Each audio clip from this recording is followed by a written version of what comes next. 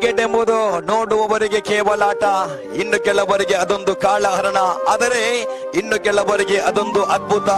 ಸೋಲುಗಳನ್ನ ಮರೆಸಿ ಗೆಲುವಿನ ನನಗೆ ಚಿಗುರಿಸಿದ ಜನ, ಜಾತಿ ಧರ್ಮವನ್ನ ಮೆಟ್ಟಿ ನಿಂತ ಜನ, ಎಲ್ಲದಕ್ಕೂ ಮೀರಿ ನೂರಾರು ಸ್ನೇಹಿತರನ್ನ ಪ್ರೀತಿ ಸಂಬಂಧವನ್ನು ಗಳಿಸಿಕೊಂಡ ಏಕಮಾತ್ರ ಆಟ ಕ್ರಿಕೆಟ್. ಇಂದಿಗೂ ನನ್ನ ಜೀವನದ ಮೊದಲ ಪಾಠ.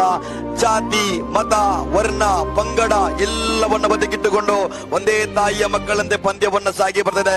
ನಮ್ಮೆಲ್ಲರ ಸಹಕಾರದಲ್ಲಿ ಪಂದ್ಯ ಸಾಗಿ ಬರ್ತದೆ. ಬಂದಿದ್ದೀರ ಬೆಳಗ್ಗೆ, ಮರಳಿ ಹೋಗುವಿರ ಮನೆಗೆ. ಒಂದಾದರೆ ಜಿಂಕೆ ಮರಿ, ಇಲ್ಲವಾದರೆ ಚಿರತೆ ಮರಿ. ಜಿಂಕೆ ಮರಿಯ ಬಾಯಲ್ಲಿ ಸಿಕ್ಕರೆ ಬೇಟೆ, ಸೋಲನ್ನ ಸವಾಲಾಗಿ ಸ್ವೀಕರಿಸಿ.